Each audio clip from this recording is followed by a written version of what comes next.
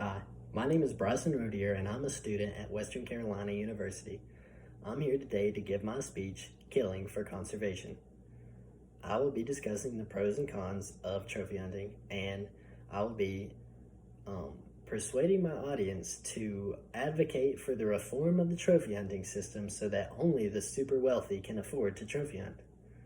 My thesis is that by revising the trophy hunting system in such a way, there will be much more money to go towards the wildlife conservation efforts and habitat conservation efforts. So the question I have for my audience is it ethical to allow the trophy hunt of one elephant in order to save 100 other elephants? And a little background information on this is that the Global Sanctuary for Elephants says that elephants can live up to 70 years old in the wild, and also they can live in herds of up to 100 elephants deep. So if we allow a super wealthy person to trophy hunt one elephant that is 65 years old, the elderly end of its life, then they can afford to pay for the habitat of 100 elephants in a herd to roam free without risk of being shot at or hunted or poached or all these other negative things. So I've done secondary research on the pros and cons of trophy hunting, and I'm very passionate about the conservation efforts of wild animals, and I'm very passionate about the extermination of illegal hunting and poaching. So I believe that living in America, we have a greater reach and a greater influence on the rest of the world to where we can advocate for the revision of these trophy hunting laws, and we can advocate for more money to go towards the habitat of these wild animals. And one of my main points is that trophy hunting is a huge moneymaker for wildlife, and according to an article in the Conservation Biology Journal with the author Peter Andrew Lindsay, the title of this article is "The Significance of African Lions for Financial Viability of Trophy Hunting and Maintenance of Wildland." So in this article, it states that lions, the trophy hunt of lions can be up to $71,000 per line, and over the course of a year, that sub-Saharan Africa makes up to $201 million off of just trophy hunting. And that's a huge income, especially for this area, and a country with such a low GDP.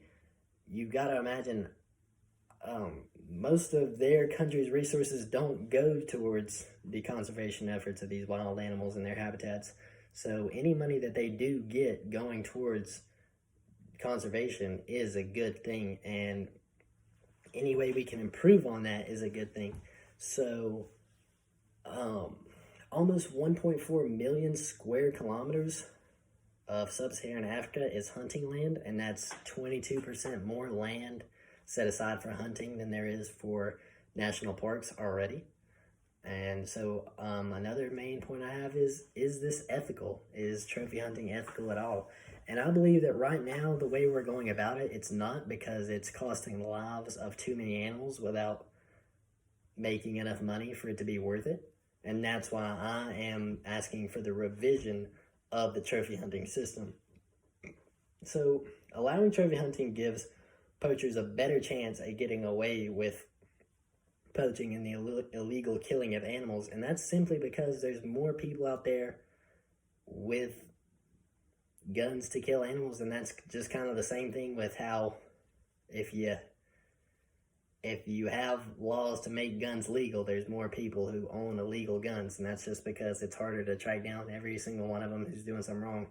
But on the other hand, is if we have more money to deal with habitat and wildlife problems, then there's more money for wildlife officers to be out there regulating. And a pristine example of that is the United States of America and the United States Fish and Wildlife Service. And we use money from hunting licenses and fees and any type of any type of like ticket you would get from a hunting and wildlife officer, all that money goes back to them, and that goes into their organization, and it helps there be more wildlife officers protecting animals and more habitat going to wildlife rehabilitation and wildlife conservation efforts. So trophy hunting may be more environmentally stable than tourism is, and that's due to more per individual that's trophy hunting and less environmental impact through disturbance, fossil fuel usage, and habitat conservation. Because if you think about it, these hunters are going out into wild land that's not been changed at all, and tourists are going into major cities. So yeah, we think it's so bad for a trophy hunter to go out there and kill one elephant, but it's nothing for us to go to vacation in a huge city where there's no land at all for any natural animals that would have been there before us to live and survive. So that's according to the Conservation Biology Journal, and the article title is Trophy Hunting in Africa, Problems and One Potential Solution. So my conclusion is, while it may be controversial, trophy hunts are very profitable systems for wildlife conservation, and with improvement, they could be wildly more profitable and more controlled. So trophy hunts may be less controversial with all these things considered, and with the improvisation of the trophy hunting system. So finally, we don't want to cut off a region's highest source of income for conservation without a proper plan to replace it. So we can sit here all day and argue that killing animals is bad, but if we just take away their opportunity to kill animals and make money, then there is no money to save the animals, and the illegal hunters and poachers just have free reign to kill the animals anyway. So it's really kind of a lose-lose situation, because animals have to die, but until there's a proper way